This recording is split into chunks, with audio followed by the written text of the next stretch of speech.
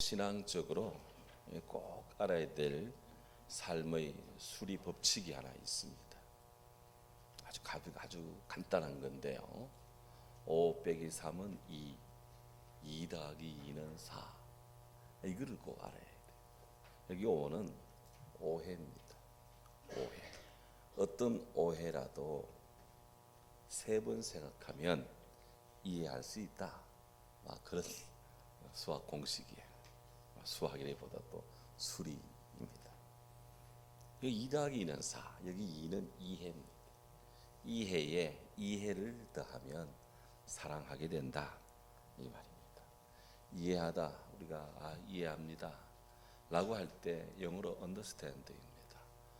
이 under라는 말은 밑에라는 말, stand는 선다, 이 두 말이 합쳐진 건데요. 당신의 밑에 서는 것, 그 사람 입장에 서서 생각하고 바라보는 것, 이것이 이해입니다. 이런 이해가 모여서 사랑이 된다라고 하는 철칙입니다. 오해는 이해함으로써, 또 이해를 더함으로써 그렇게 사랑을 이루자 하는 거예요. 시각장애자로서 미국의 부시 대통령 백악관 장애인 국가장애위원회 정책 차관보로 봉사했던 김영우 박사님이 있습니다. 강영우 박사님. 이분은 시각장애인인데 미국의 고위직 그런로 진출한 것으로 아주 한국사에 굉장히, 그리고 세계적으로 굉장히 센세이션을 일으킨 적이 있습니다. 그분이 도전과 기회 3C 혁명이라는 그 저술에 서요, 인재는 타고나지 않고 길러진다, 이렇게 강조를 하면서 소위 3C 혁명 3가지를 강조합니다. 하나는 실력이라고 하는 영어의 competence, 또 하나는 인격이라고 하는 character, 또 하나는 헌신을 뜻하는 commitment. 교육에 한 인간이 성장하는데 바로 이런 실력, 인격, 헌신, 바로 이 3가지 C를 잘 갖춰야 된다, 그렇게 강조하셨어요. 실력은 꿈을 실현하는 도구입니다. 모든 학습자는 그래서 구체적이고 또 적합한 실력을 길러야 합니다. 누구나 다 초등학교, 중학교, 고등학교, 대학교, 한국 사회에 이 정도 교육은 다 받아갑니다. 이 기간 동안에 자기의 적합한 실력을 갖춰야 된다 하는 거예요. 또한 그 실력을 갖추면서 가치를, 진리를 소중히 여기는 그런 인격을 갖춰야 된다. 사람을 소중히 여기는 인격이라는 것이죠.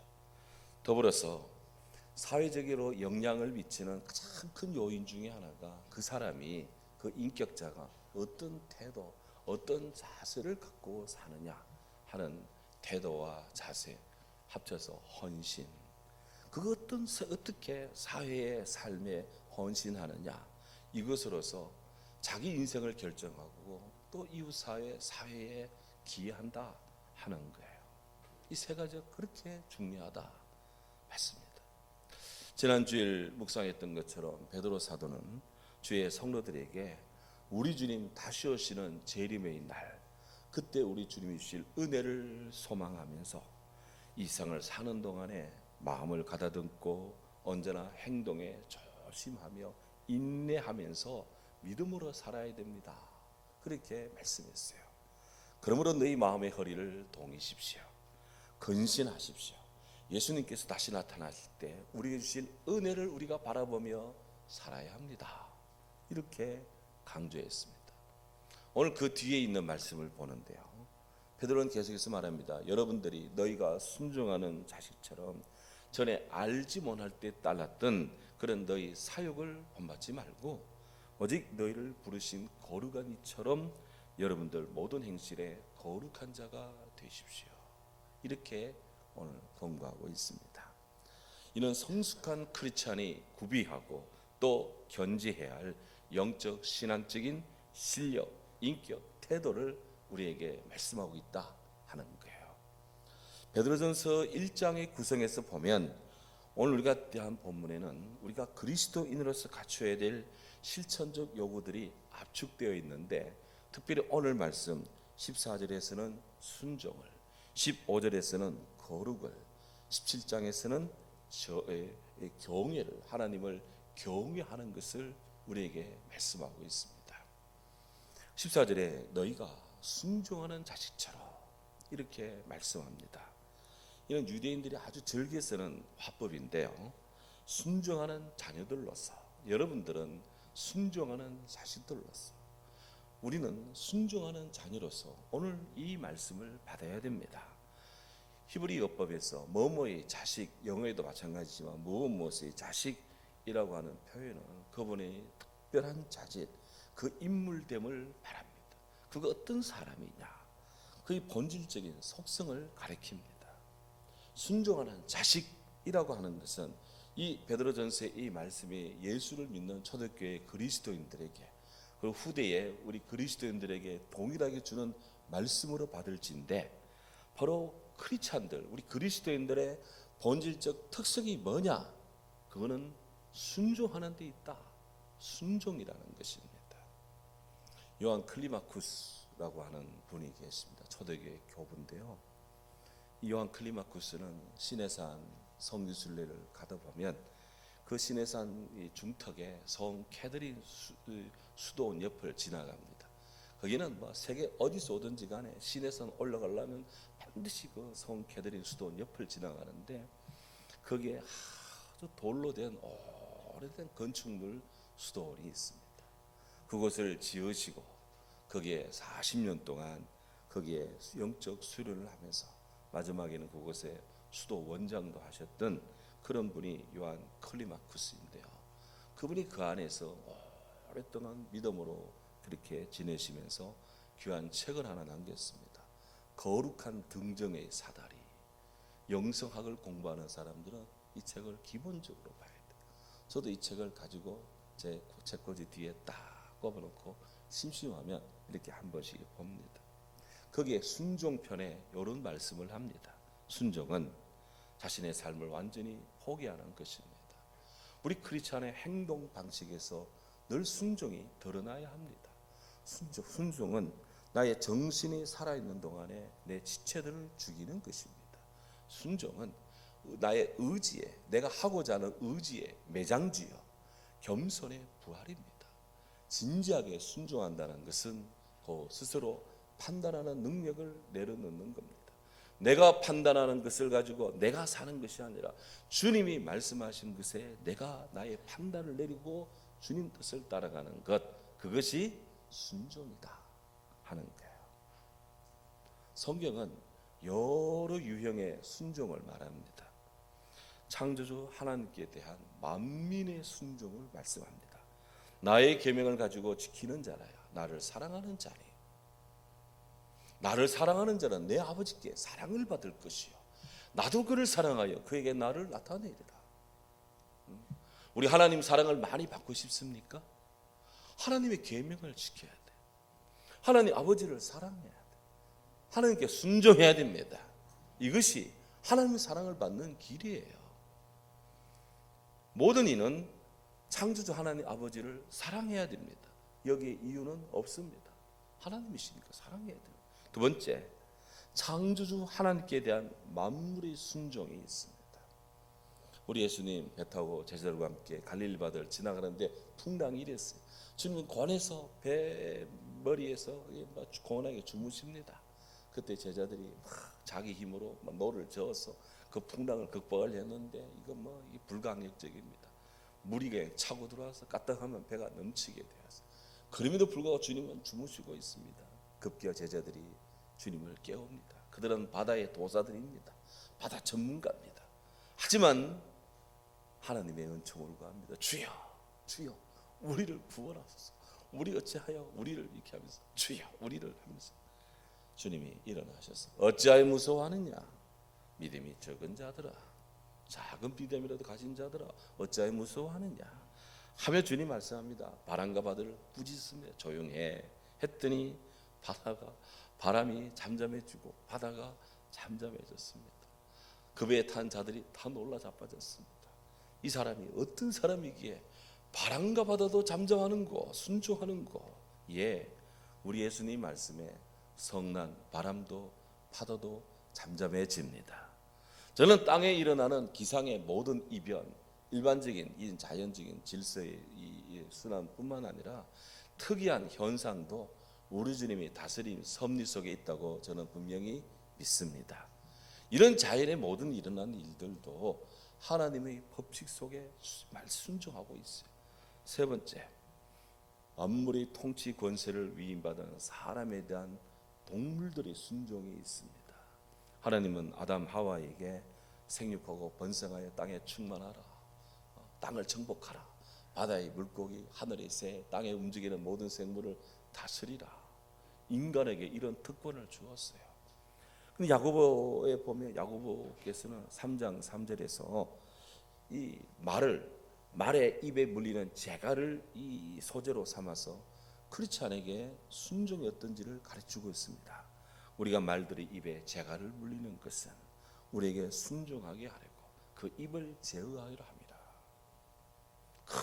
큰 소를 움직이는 작은 목동, 어떻게 저 작은 이 목동이 저 큰 소를 움직일 수 있을까? 우리 한국 소 코에 콧뚜레를 뚫어 가지고 그걸 당기면 소가 아무리 덩치가 커도 자기 코를 당기는 그 이 목동의 말에 순종하지 않을 수 없어요. 하나님은 이런 지혜를 인간에게 주셨고 동물들에게 자기보다 덩치가 훨씬 적은 인간이지만 순종하게 했어요. 하나님의 법칙입니다. 또한 네 번째, 부모에 대한 자녀의 순종을 성경은 말합니다. 자녀들아, 너희 부모를 주 안에서 순종하라. 이것이 옳으니라. 이것이 네가 잘 되고 장수하고 복 많이 받는 비결이다. 이 하나님의 순종의 법칙이에요. 다섯 번째, 남편과 아내 사이에도 순종을 말씀합니다. 아내들이여 자기 남편에게 복종하기를 주께 하듯 하라. 그리고 남편은 예외인가? 남편들아 아내 사랑하기를 그리스도께서 교회를 사랑하듯이 그렇게 사랑하라.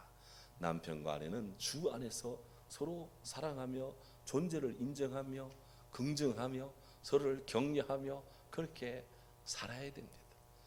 집에서는 싸우시더라도 제 앞에 와서는 자기 남편 보고 아내 보고 이 마귀야 그렇게 하지 마시기 바랍니다. 옛날에 저 군목으로 있을 때 그런 분이 있었어요. 근데 그 집 신방 안 간다 소리쳤더니 회개하더라고요. 행복한 부부가 됐습니다. 남편과 아내는 서로 사랑해야 돼. 때려잡을 원수가 아닙니다. 사랑해야 돼요. 여섯 번째, 상전에 대한 아래에 있는 자들의 순종입니다. 일곱 번째, 국가 통치자에 대한 백성의 순종도 강조하고 있습니다. 여덟 번째, 성도들 상호 간에도 순종하라. 범사에 우리 주 예수 그리스도 이름으로 항상 하나님 아버지께 감사하며 그리스도를 경외함으로 피차 복종하라. 피차 순종하라. 그리스도인들은 주 안에서 피차 복종해야 돼. 오직 내 뜻이 이루어져야 된다. No. 하나님 안에서 서로 존중해야 돼. 아홉 번째, 교회 지도자에 대한 성도의 순종도 가르치고 있습니다. 히브리서에 말합니다. 너희를 인도하는 자에게 순종하고 그를 복종하라. 그들은 너희 영혼을 위하여 경성하기를 자신들이 청산되어야 될 자인 것처럼 그렇게 한다. 그들로 하여금 즐거움으로 하게 하고 근심되게 스트레스 받으며 하게 하지 마라. 그들로 하여금 그렇지 않으면 너에게 유익이 없다. 요즘 이익이 따라가는 시대입니다. 미국의 이익, 한국의 국익하면서 지금 전 세계적으로 타리프 관세 전쟁입니다. 장난이 아닙니다. 각국의 이익을 따라서 지금 주고받고 거래하고 난리도 아닙니다. 그러나 신앙생활은 서로의 이익을 따라서 하는 건 아니지만 성도들에게 유익이 있다. 오늘 말씀 잘 생각해야 됩니다. 엘빈 토플러라는 분이 부의 미래, 혁명적인 부 이런 책에서 여러 가지 각도를 이렇게 말씀 이야기하는데요. 현대 사회에서 필수가 뭐냐? 변화라고 봅니다. 엘빈 토플러는 변화다. 이 변화에도 각계각층의 변화의 속도가 다르다. 그래서 토플러가 이런 얘기를 합니다. 기업은 시속 100마일로 바뀌고 있다. 1마일은 1.6km입니다. 참고로. 그럼 100마일이면 160km. 시속 160km 속도로 기업은 바뀌고자 몸부림을 치고 있다. 그 밑에 NGO, 비정부 기구, 그런 시민단체는 시속 90마일로 시대 변화에 따라가려고 애쓰고 있다. 그 밑에 가족들은 살기 위해서, 생존하기 위해서 그야말로 60마일 속도로 서로를 바꾸며, 왜 아이들은 쑥쑥쑥 하고 뭐 이렇게 하니까 그에 맞춰가지고, 부모들도 말이죠, 막 정신없이 바뀝니다. 그에 맞춰가지고 막. 노동조합은 시속 30마일로 바뀐다. 뚝 떨어져요. 그러면서 정부 관료 조직, 규제 기관들은 시속 25마일로 바뀌고 있고, 변화에 참 둔감한 곳이 학교인데, 학교는 시속 10마일로 16km 속도로 바뀌고 있고, 그보다 더 변화가 안 되는 것이 유엔이고 IMF고 WTO 세계 보건기구가 등등, 이런 데는 시속, 세계 무역기구 이런 데는 시속 5마일로 바뀌고 있고, 정치는 시속 3마일로 바뀌고 있고, 가장 안 바뀌는데 법은 시속 1마일로 바뀌고 있다. 이거 뭐 시속 1.6km니까 거의 뭐 군병의 속도죠. 지금 저는 그 책을 보면서, 저는 과연 이 변화 속도 중에 어느 정도 그 선에 서 있는가? 나는 어느 정도 급의 생각의 변화, 삶의 변화, 이런 관점의 변화를 도모하고 시도하고 있는가? 그래, 전에는 핸드폰에 앱 이런 거 별로 신경 안 쓰고자 했는데, 이제는 시대가 바뀌니 조금이라도 해보자 해가지고 깔아서 그렇게 하려고 하는데, 제일 문제는 비밀번호 유지하는 게 제일 힘들어요. 제일 힘들더라고. 적어놨는데 어디 적어놓은지를 잊어먹고 있는 거야. 그러니까 또 작동이 안 되는 거 있지. 근데 오늘 베드로께서 변화를 이야기합니다. 주의 성도들에게 성경이 말씀하고 가르치는 바 이대로 변화되고 성장하고 순종하기를 지금 촉구하는데요. 무엇보다도 우리가 주 예수 그리스도를, 하나님 아버지를 알기 전에 그렇게 따랐던, 마구잡이로 추구했던 사욕을 본받지 마라. 사욕을 본받지 마라 그랬어요. 여기 사욕이라는 말이 나옵니다. 이 사욕은 사사로운 욕망이라는 한자로는 저렇게 씁니다. 나쁜 욕망인 줄 알았더니 제가 중국어 성경까지 찾아보고 했는데, 사적인, 개인적인, 사적인 할 때 사사로운 욕망이라는 뜻이에요. 근데 헬라어는 뭐라고 되어 있느냐? 에피투미아라고 되어 있어요. 이걸 영어로 어떻게 번역하냐면은, 이거를 evil desires, 악한 욕망들입니다. 사욕은 음하게 통제하지 않으면 사람을 하나님으로부터 떨어뜨려 나가게 하는, 하나님부터 벗어나게 하는 천한 욕망이라는 거예요. 에피투미아. 우리가 사랑을 이야기할 때 하나님 아버지의 사랑을 아가페 사랑이라 그러고, 사람이 할 수 있는 숭고한 사랑을, 그 사랑 중에 부모님이 자녀를 사랑하는 사랑을 스톨게라고 하고, 친구가 친구를 사랑하는 사랑을 필로스, 우정이라 그러고, 그리고 이 남자와 여자가 사랑하는 사랑을 에로스라 그러고, 이건 다 숭고한 사랑의 범주예요. 근데 나쁘고 타락한 욕망의 사랑이 있어요. 돈 주고 사는 사랑이 있습니다. 이건 타락한 욕망. 이거를 에피투미아라 그래요. 이 에피투미아, 정욕, 악한 소욕을 따르지 마라. 대신 주님을 향하여서 거룩한 자가 되십시오. 오늘 우리가 불렀던 찬송처럼 신자 되기 원합니다. Lord, I want to be a Christian. 저 크리스찬이 되기 원합니다. 거룩하게 살기 원합니다. 이런 욕망을 가지라고 오늘 성경이 우리에게 말씀하고 있습니다. 주를 향하여 이 소망을 가진 자마다 거의 깨끗하게 하신 것 같이 자기를 깨끗하게 하느니라. 주님을 향한 소망이 있는 자들이 있다며 우리 주님이 정결하신 것처럼, 우리 주님이 성결한 것처럼 우리 크리스천들도 정결하고 성결해야 된다, 이 말씀이에요. 초대교회 교부 가운데 로마의 클레멘트라는 분이 있습니다. 초대교회 아주 뛰어난 지성입니다. 이 플라톤의 철학을 가지고 성경을 막 논한 분이에요.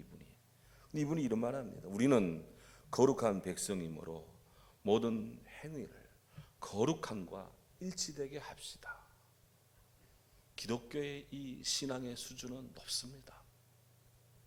기독교의 윤리적, 도덕적 수준은 세상이 따라올 수 없습니다.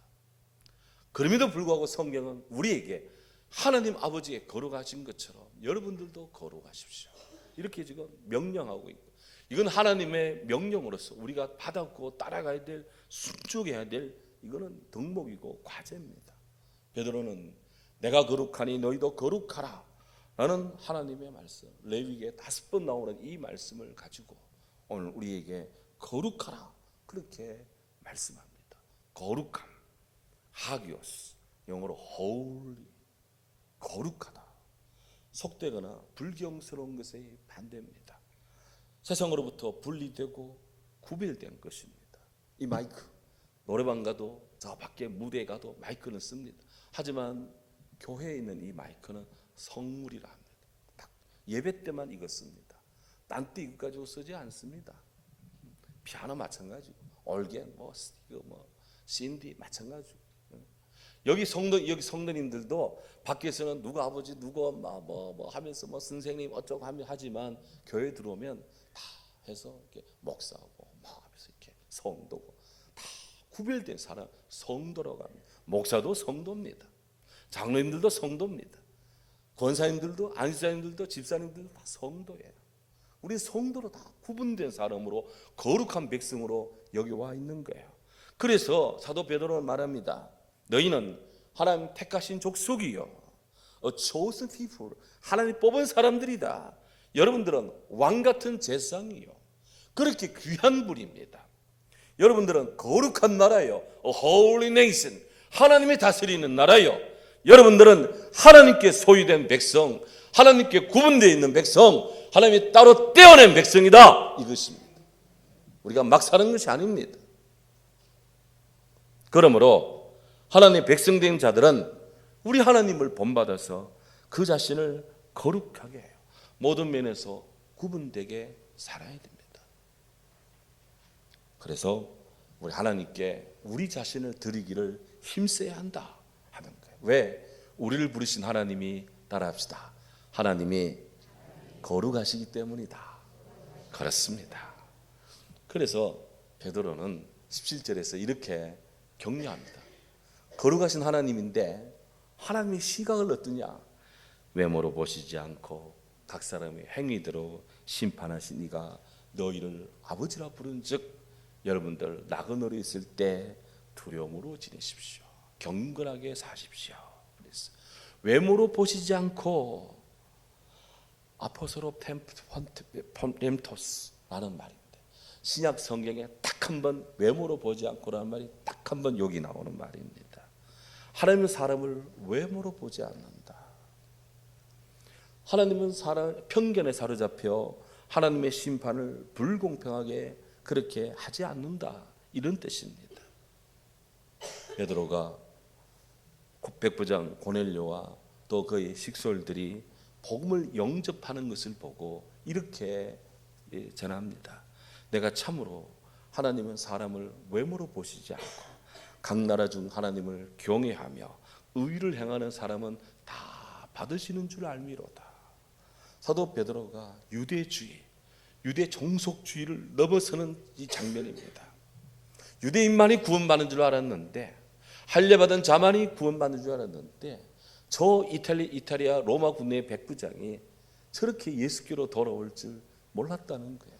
하나님은 이방인들도 받으시고, 하나님은 죄인도 예수께로 오는 자들을 받으시고 구원하시고 용서하시고, 하나님은 이 못난 저와 우리 모든 성도님들을 받으시고 사랑하시고, 외모로 보시지 않는 하나님의 사랑인 줄로 믿습니다.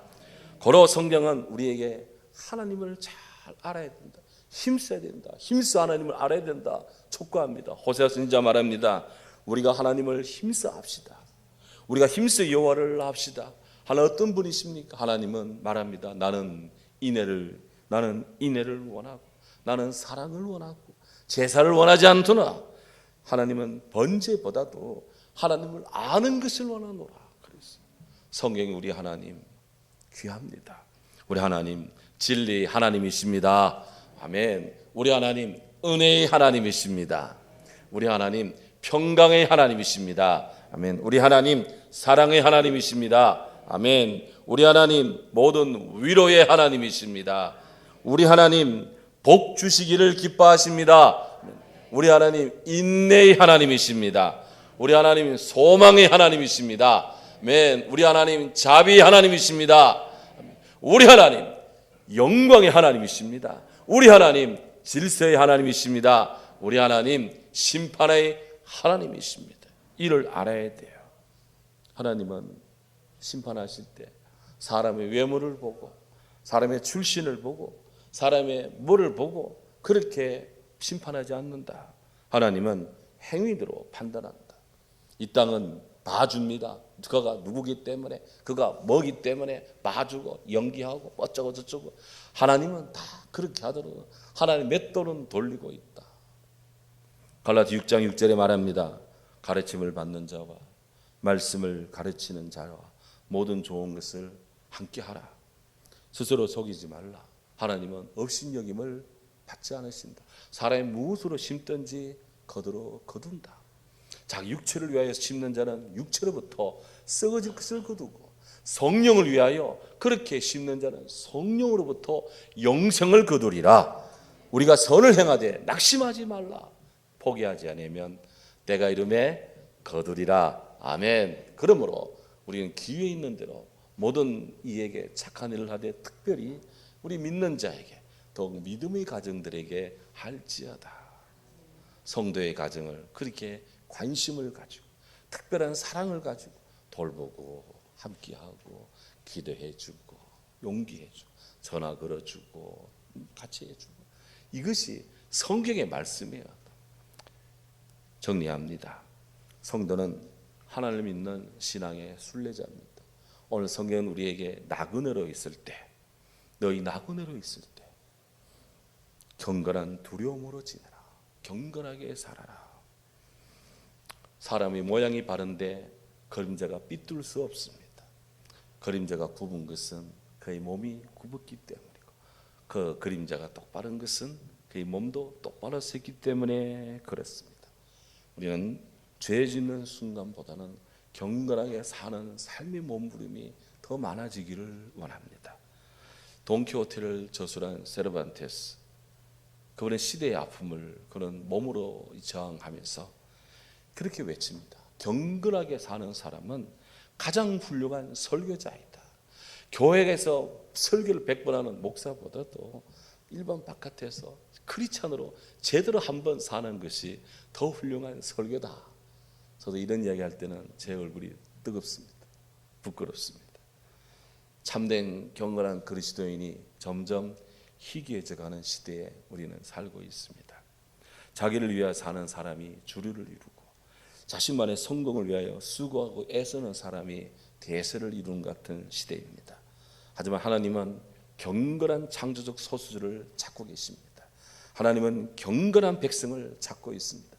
하나님께 뜻을 둔 주의 젊은이, 하나님을 사랑하는 주의 성도를 찾고 있습니다. 성경은 망령되고 허탄한 신화를 버리고 경건에 이르도록 내 자신을 연단하라, 그렇게 말씀합니다. 이제 우리 모두 행실에 경건한 자가 됩시다. 예수님 마음을 본받으시다. 463장 오늘 불렀던 찬송 3절 4절 부르며 같이 기도하도록 하겠습니다. 거룩하기 원합니다.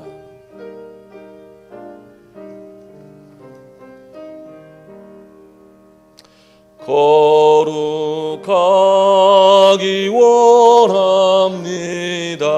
진심으로 진심으로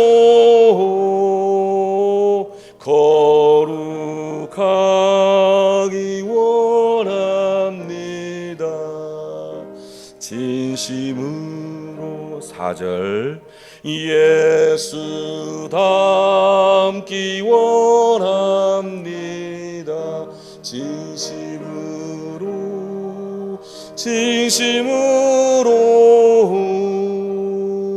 예수 닮기 원합니다. 진심으로 기도합니다. 높으신 주님, 귀하신 주님, 진리이신 주님,